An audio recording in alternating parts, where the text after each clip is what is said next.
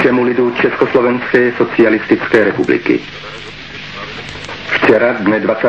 srpna 1968, kolem 23. hodiny, překročila vojska Sovětského svazu, Polské lidové republiky, Německé demokratické republiky, Maďarské lidové republiky a Bulharské lidové republiky státní hranice Československé socialistické republiky.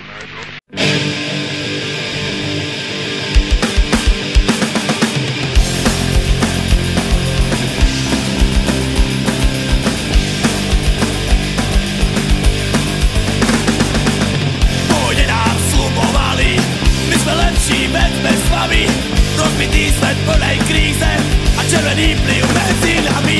A tak nastal ten ich blok, východný a pre náš šok.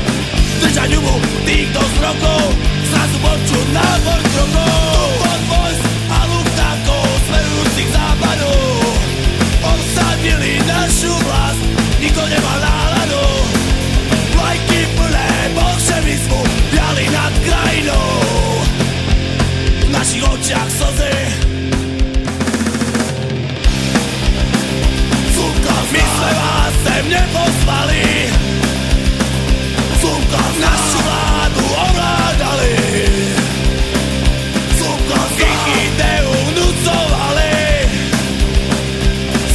na čo ste sa vlastne hrali.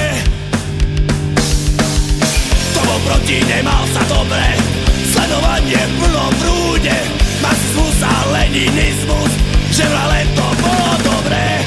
Nenávidel otec syna, sused ti podkopal cestu, v strachu žili ľudia naši, čo proti ním bojovali. Od vojsk a luftákov smerovalo od západu, obsadilo našu